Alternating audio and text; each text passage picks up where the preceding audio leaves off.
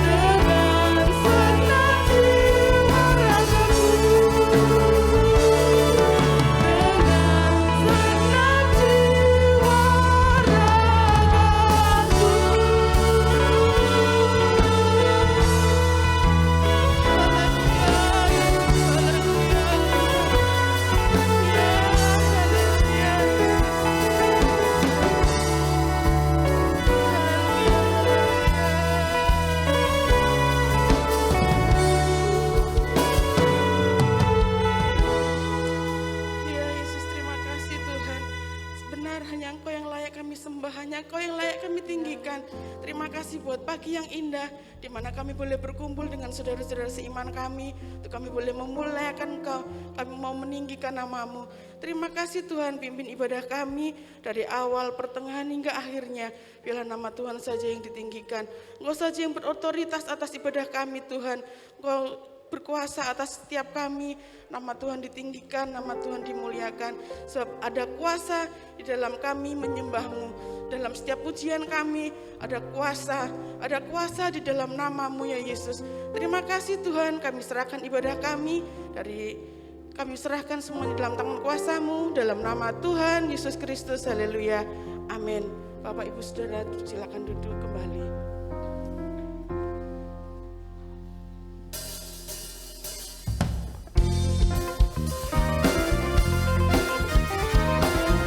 Tuhan kita adalah Tuhan yang bertahta, haleluya.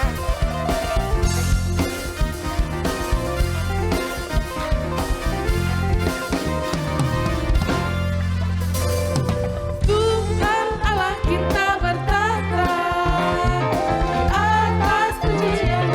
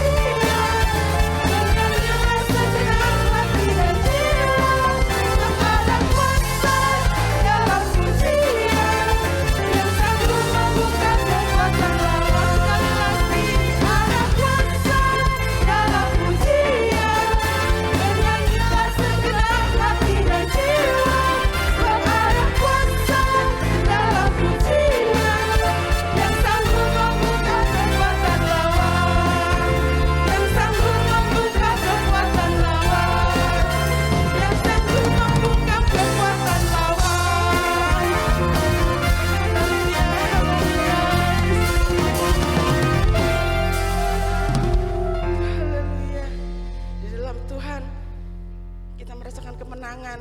Dalam Tuhan kita mendapatkan kekuatan. Haleluya. Karena di dalam nama Tuhan ada kuasa yang membangkitkan, ada kuasa di dalam nama Tuhan kita Yesus Kristus. Haleluya.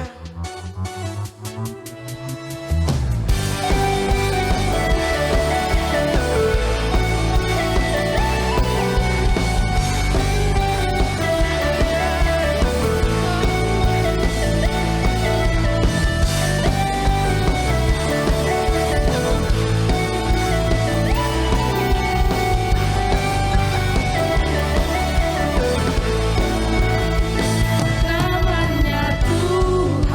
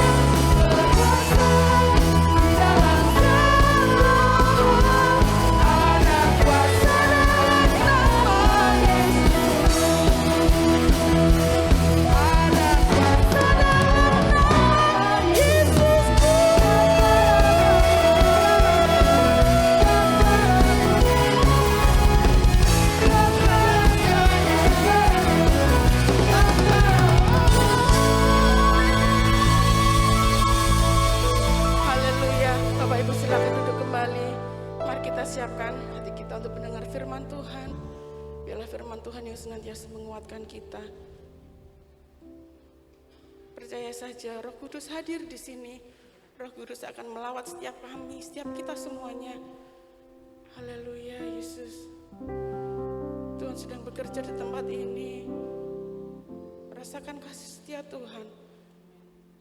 Rasakan kuasa Tuhan yang senantiasa menguasai setiap kita. Haleluya, Yesus. Haleluya, Yesus.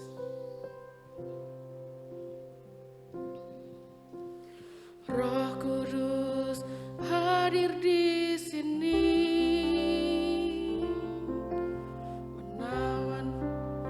Menawan dan suci. Ku rindu selalu mengerti hatimu.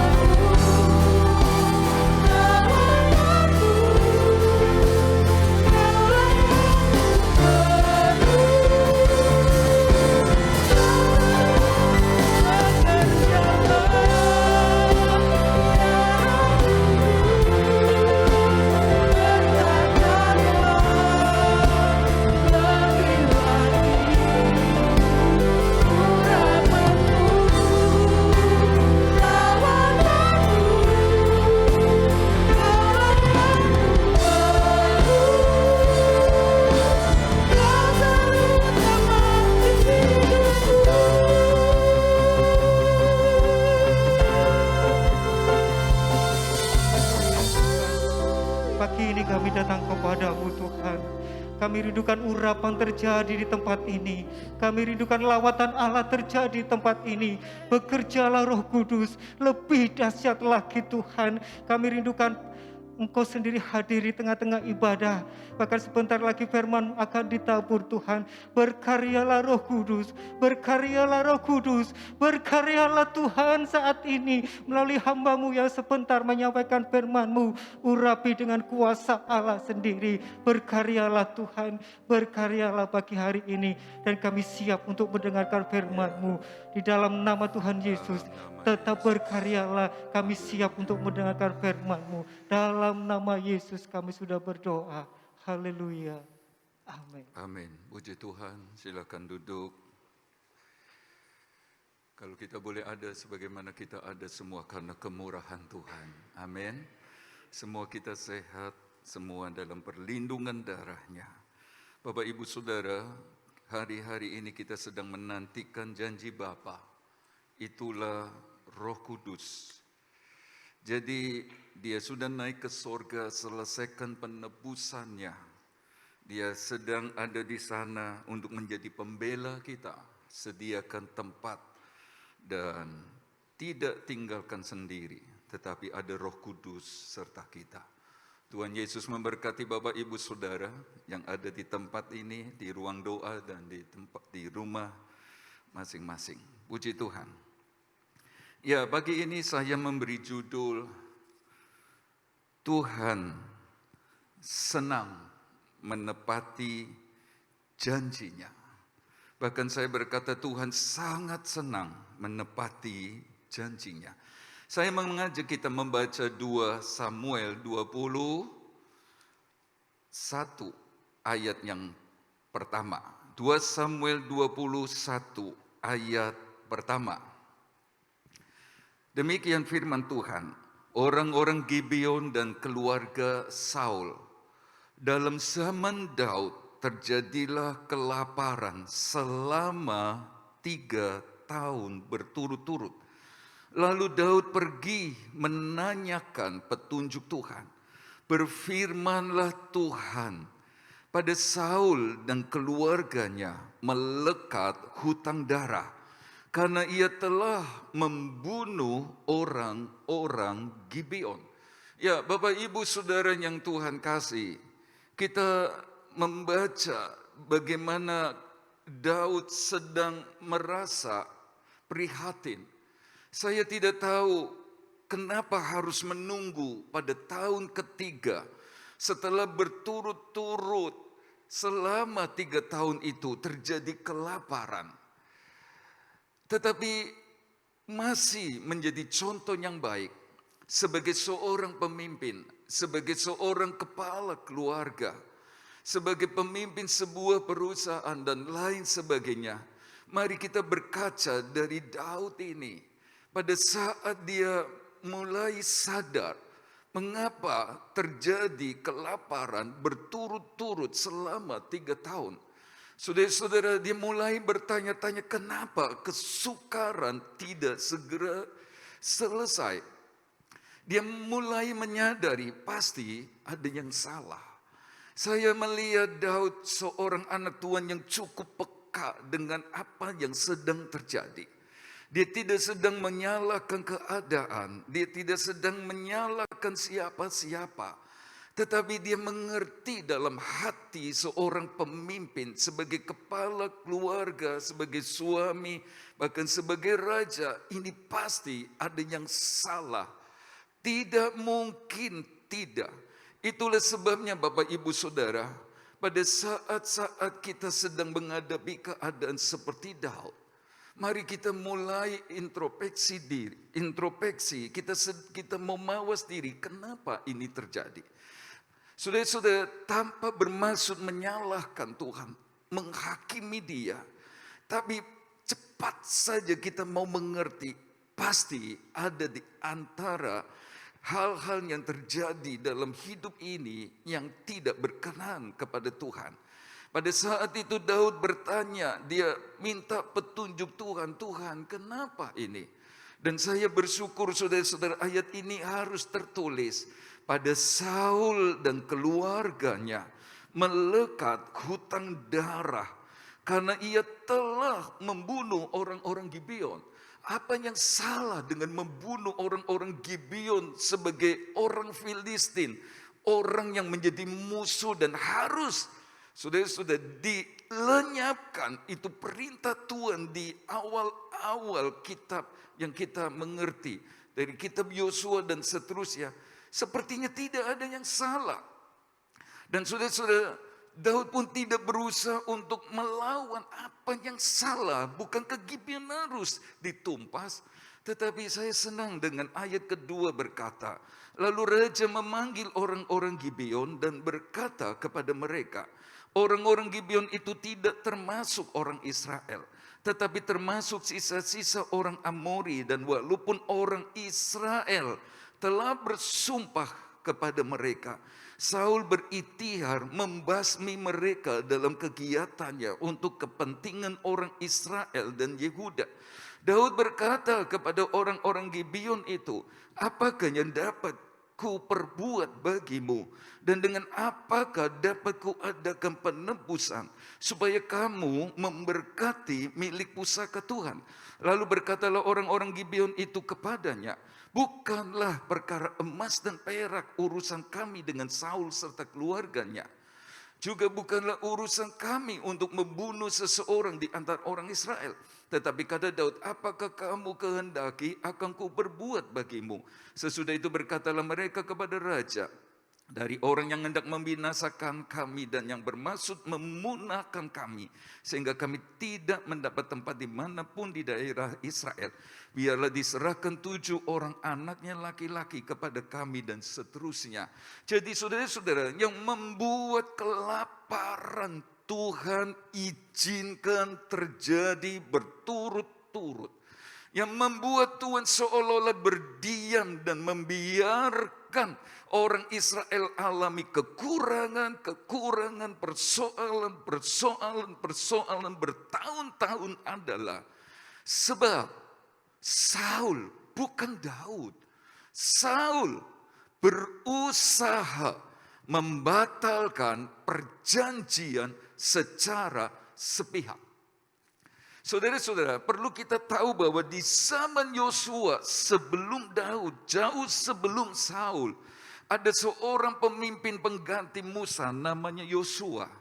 Dan cepat cerita, orang-orang Gibeon ini seolah-olah datang dari jauh minta bantuan orang Israel. Seolah-olah datang dari negeri yang terlalu jauh sehingga perlu perlindungan dari Yosua.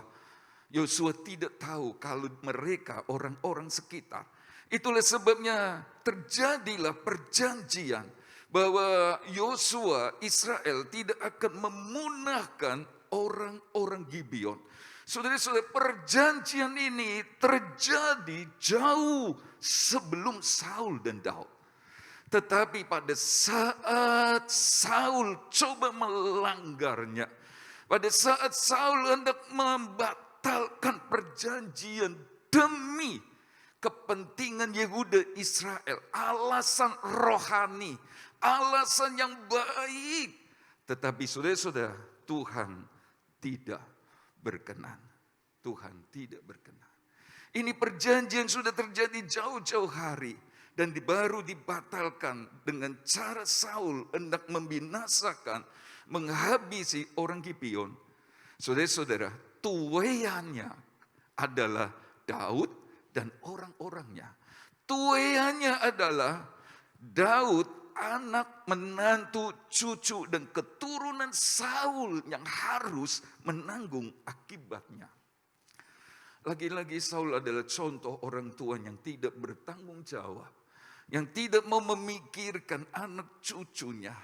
Saudara-saudara, sehingga waktu dia aman-aman saja, tapi kemudian pengganti dan keturunannya menderita. Memang tidak selalu orang tua harus disalahkan untuk satu keadaan. Anak pun bertanggung jawab untuk menjaga berkat itu dan seterusnya. Tapi yang kita baca, Bapak Ibu Saudara, Saul coba membatalkan perjanjian.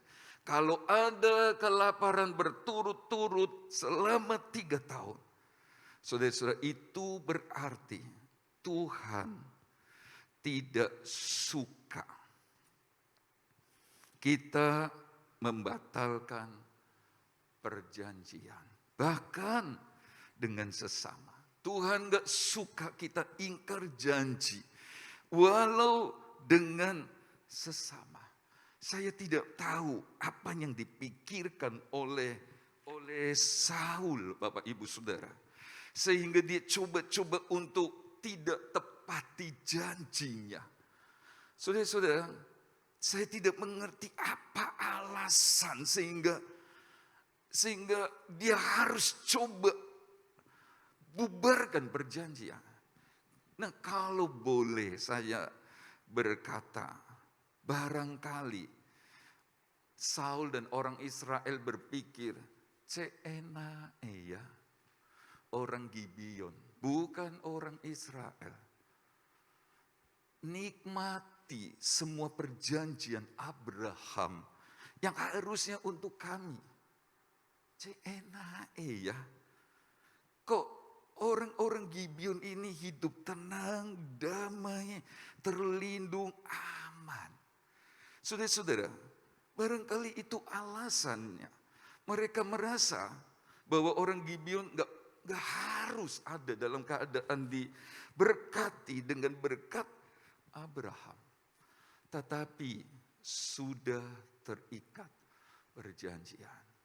Saudara-saudara, sebenarnya Saul harus berpikir, dengan menjaga perjanjian sekalipun yang dibuat oleh Yosua dan Gibeon, dia sedang menjaga Israel.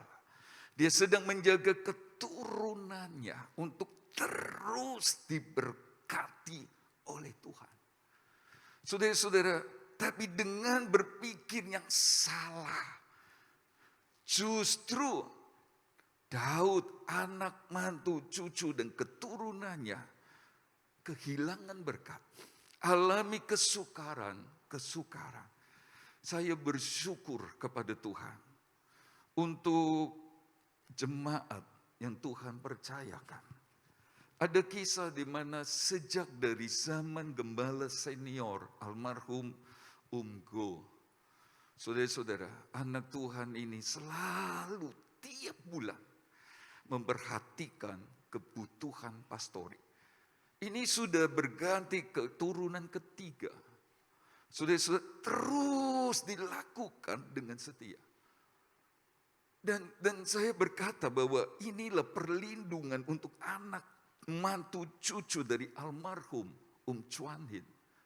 Saudara-saudara, di mana mereka mau genapi atau kerjakan apa yang sudah dikerjakan oleh papa, mama, engkong dan emak. Saudara-saudara, saya bersyukur tidak ada pikiran enak pastori. Wis enak. Stop. Tidak. Saudara-saudara, dengan justru melakukan apa yang pernah terjadi. Saya tidak tahu ini berupa perjanjian kah? Yang keluar dari perkataan almarhum dan almarhumah dan tante Chuan Hin. Saudara-saudara, sehingga terus berjalan sampai hari.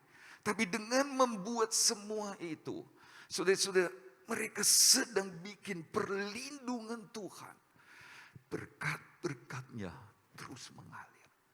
Saudara-saudara, saya berhadapan bukan cuma dengan jemaat GBDI Jajah, dengan banyak jemaat atau anak Tuhan yang lain. Saya berkata, jangan pernah menyesal.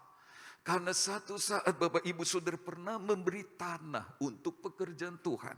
Memberi rumah untuk pekerjaan Tuhan.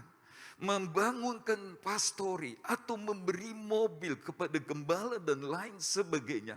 Jangan pernah menyesal. Sebab dengan menepati perjanjian yang pernah Bapak Ibu Saudara katakan sehingga mau melakukan itu.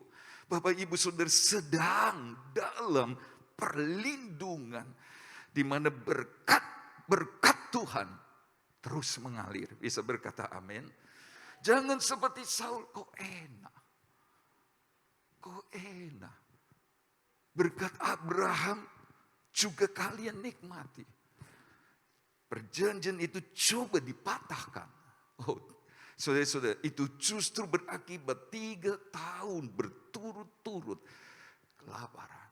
Jadi Bapak Ibu Saudara, dari sini kita mengerti bahwa Tuhan tidak suka kalau umatnya ingkar janji.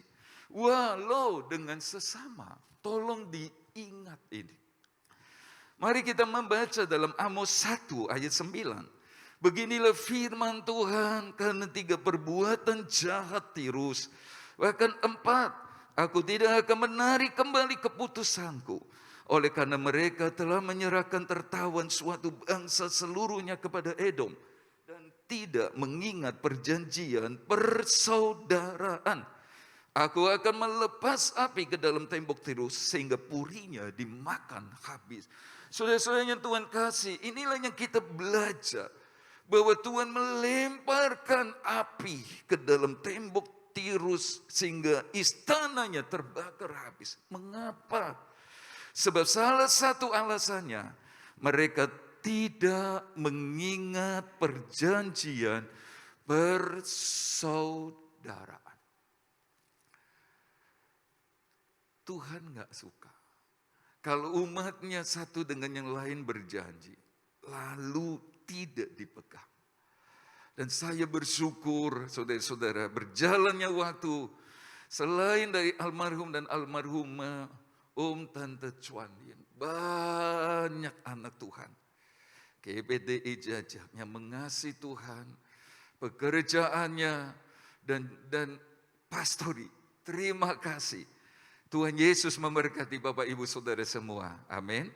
Tetapi kita belajar Bapak Ibu Saudara, jangan tidak mengingat perjanjian persaudaraan.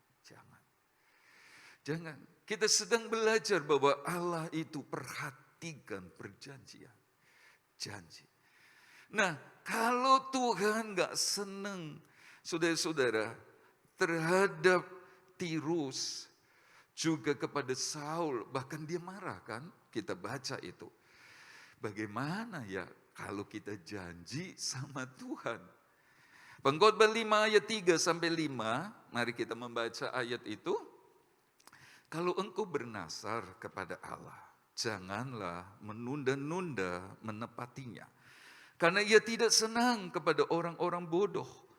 Tepatilah nasarmu. Lebih baik engkau tidak bernasar daripada bernasar tetapi tidak menepatinya.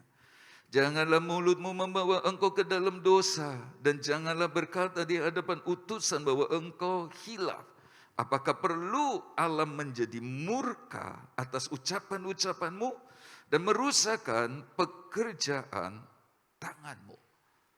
Oh iya, sebelum lanjut, saya tidak berjanji saya kepengen naik memperhatikan pekerjaan Tuhan. Saudara-saudara, kalau Bapak Ibu saudara tidak berjanji lalu merasa sepertinya saudara terikat, ada jalan keluar loh. Saudara datangi orang itu, selesaikan.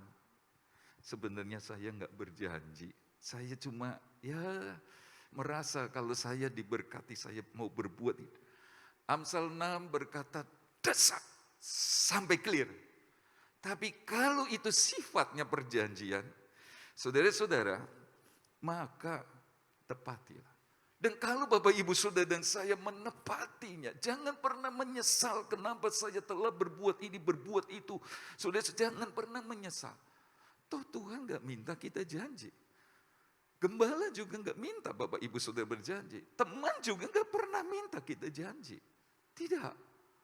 Ya, justru dengan kita menepati janji kita sendiri. Tadi saya berkata kita sedang dilindungi dan menarik berkat karena kita melakukan kehendaknya. Nah sekarang kalau kita janjinya sama Tuhan ya apa? Tuhan bilang jangan berjanji kalau tidak menepatinya. Jangan terburu-buru saudara-saudara dengan perkataan kita. Jangan. Sebab Tuhan itu bukan Tuhan yang Kalau minggu tok dijumpai ada. Oh, minggu ketemu Tuhan. Oh, bukan. Tiap saat. Dia dengar apa yang kita katakan. Bukan cuma doa. Semua yang kita katakan. Kata-kata jahat, kata-kata yang tidak baik, kata-katanya membuat orang lain mundur, kata-katanya membuat orang maju dalam itu. Semua Tuhan lihat. Nah sekarang kalau kita berjanji sama Tuhan, Bapak Ibu Saudaranya Tuhan kasih, tepatilah. Sebab ayat terakhir tadi berkata, apakah aku harus murka dan merusakkan perbuatan, pekerjaan tanganmu? Wah, jangan Tuhan. Berkati jemaat GBDI Jajak. Amin. Iya benar. Walaupun memang kadang-kadang cara Tuhan itu giring kita kepada satu keadaan. Karena dia punya pengetahuan yang terdahulu. Desak kita sampai keadaan di mana kita bisa berkata, Tuhan sungguh, kalau Tuhan tolong saya mau setia. Saya mau sungguh-sungguh, saya mau baca Alkitab tiap hari Tuhan.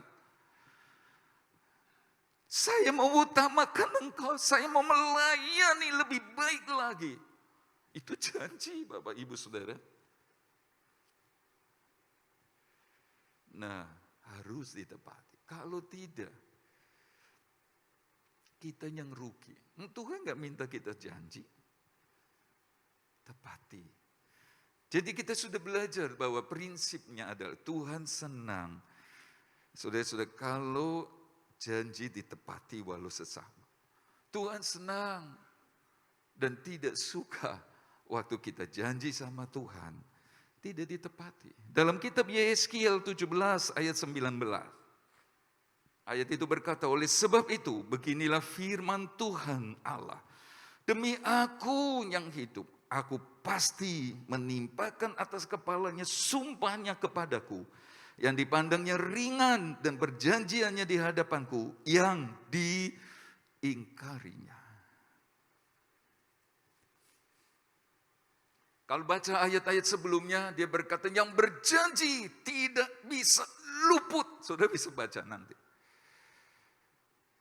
Jadi Bapak Ibu Saudara, kalau tahun pertama, bulan pertama, di tahun pertama ada kesukaran, Daud masih tenang.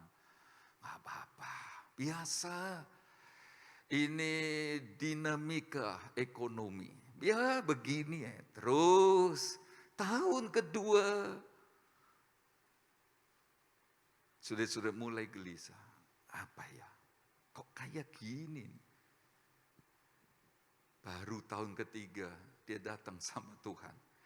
Saudara-saudara yang Tuhan kasih, apa jadi janji kita? Tuhan mau kita genapi. Ya, sebab dia Allah yang senang kalau janji ditepati. Nah sekarang bagaimana kalau Allah sendiri yang berjanji? Kalau Tirus dan Israel berjanji lalu Tirus coba batalkan perjanjian. Saul coba batalkan perjanjian walaupun yang dibuat oleh nenek moyangnya Yosua dan orang-orang Gibeon. Tuhan gak suka. Demikian juga waktu kita berjanji sama Tuhan lalu tidak ditepati, Tuhan pun bertindak. Bagaimana kalau Allah yang berjanji? 2 Korintus 1 ayat 20 berkata, sebab Kristus adalah ya bagi semua janji Allah. Itulah sebabnya oleh Dia kita mengatakan amin untuk memuliakan Allah. Jadi saya percaya kalau Dia berjanji ya pasti digenapi untuk jemaat GBD Jajak dan kita semua. Amin. Iya. Dia nggak senang orang berjanji nggak ditepati. Dia murka kalau kita bernasar nggak ditepati. Jangan saudara dan saya nantang Tuhan. enggak kok, enggak apa-apa janji sama Tuhan. Tuhan maklum, Tuhan ngerti. Jangan. Justru kesukaran yang saudara minta maklumi itu terjadi karena kita enggak tepati nazar kita. Jadi kalau dia bilang janji, ya pastilah digenapi. Dan dari banyak janji Tuhan. Lukas 24 ayat 49 berkata, aku akan mengirim kepadamu apa yang dijanjikan Bapakku. Tetapi kamu harus tinggal di dalam kota ini sampai kamu diperlengkapi dengan kekuasaan dari tempat tinggi. Dari banyak janji Allah. Salah satunya adalah Roh Kudus. Ini janji Bapak Ibu Saudara. Dan kalau Bapak Ibu Saudara belum tertarik dengan janji yang rohani dan kekal. Sebut rohani karena Roh Kudus itu roh Allah yang diam dalam kita dan memenuhi kita sehingga kita berkata-kata dalam bahasa baru seperti yang Roh Kudus beri sebagai tanda pertama.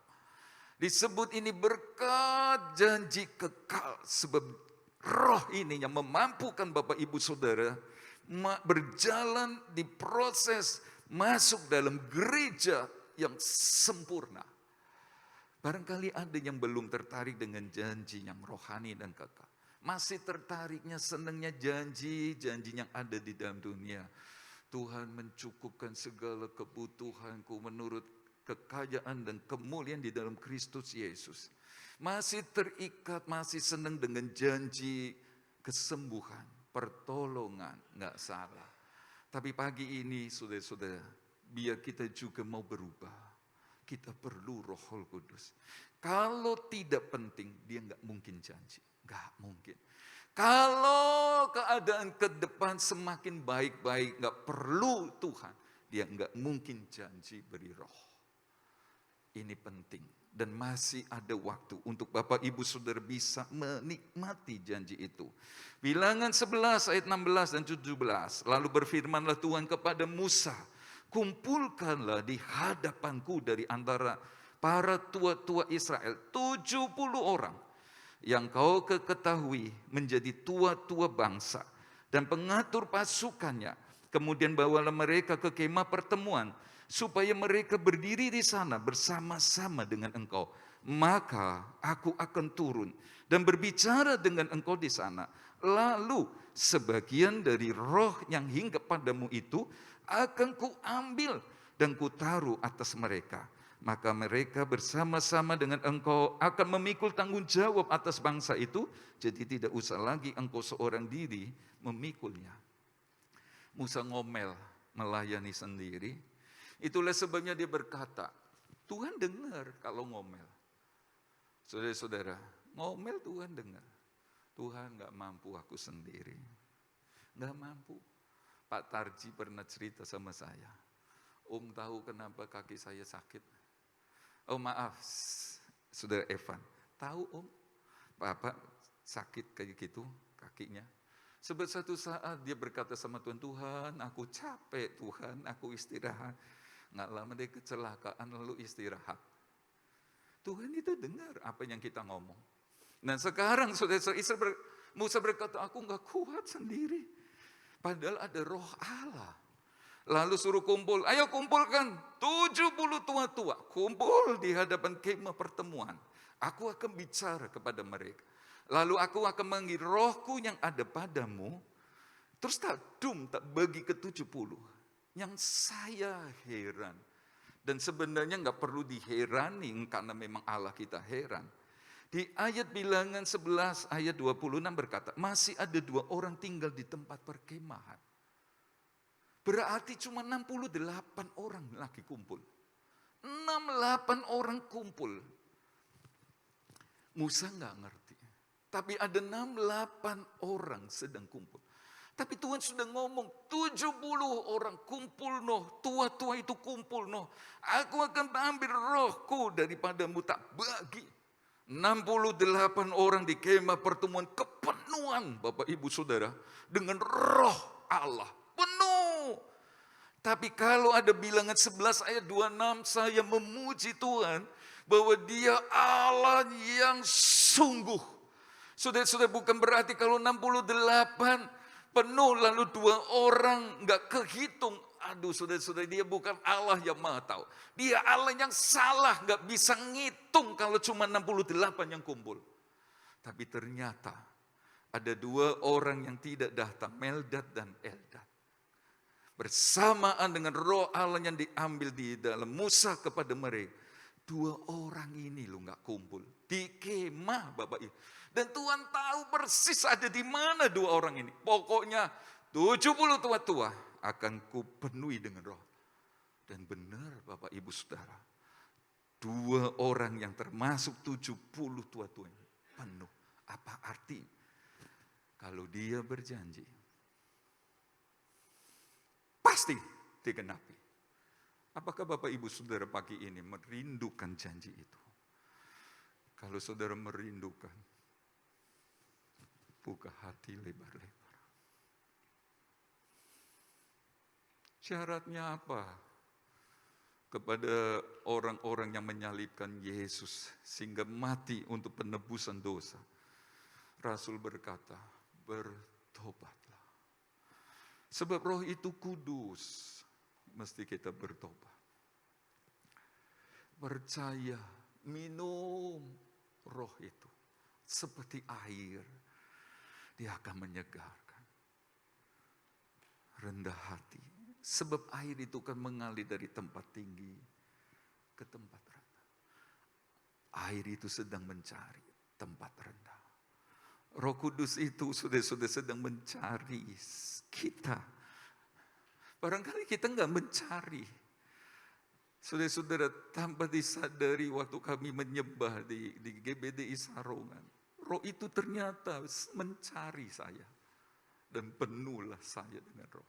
Dia sedang mencari. Tutup mata. Saya senang dengan lagu pertama tadi.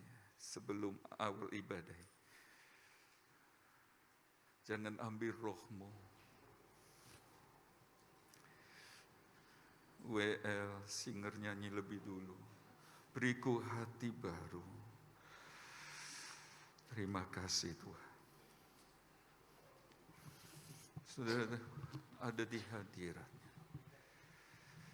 Air Roh Kudus mencari kita. Mencari. Kita tinggal buka wadah kita dengan percaya. Biar dia mengalir memenuhi kita semua.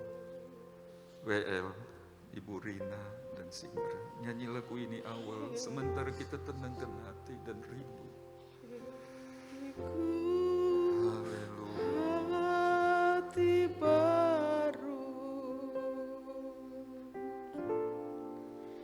ya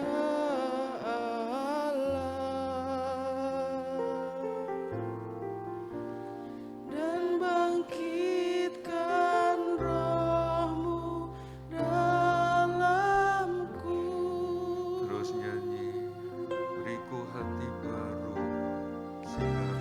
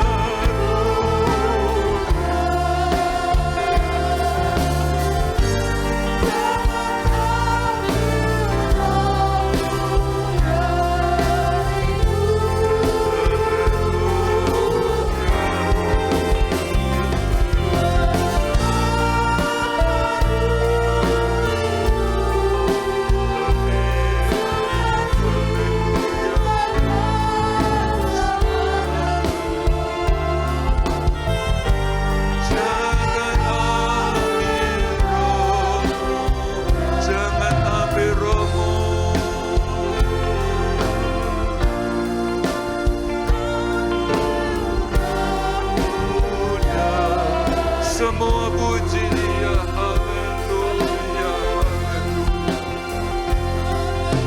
haleluya, haleluya,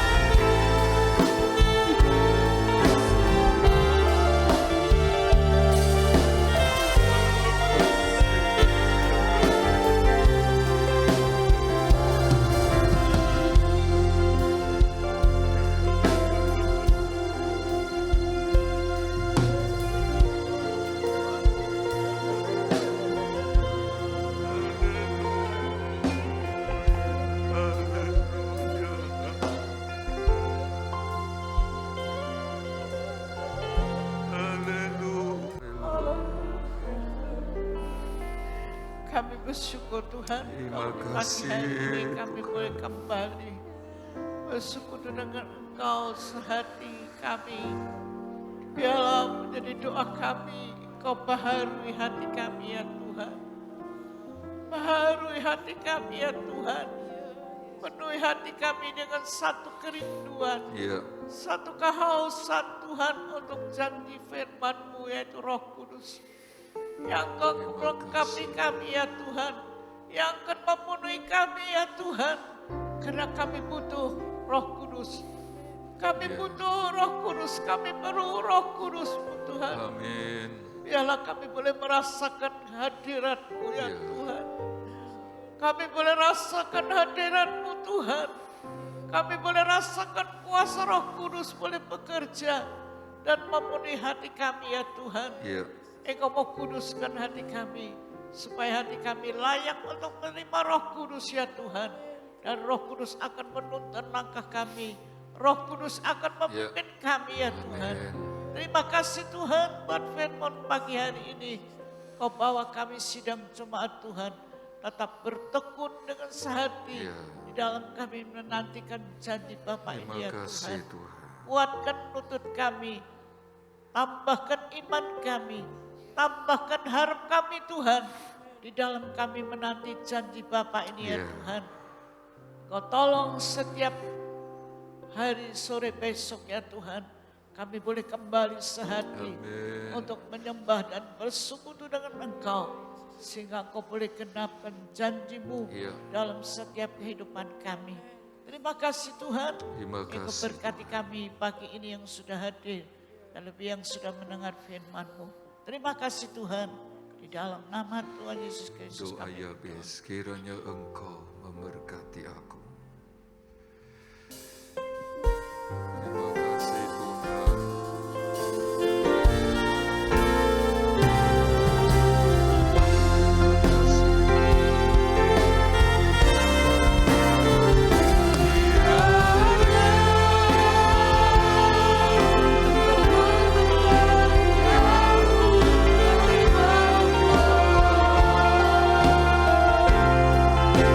Terima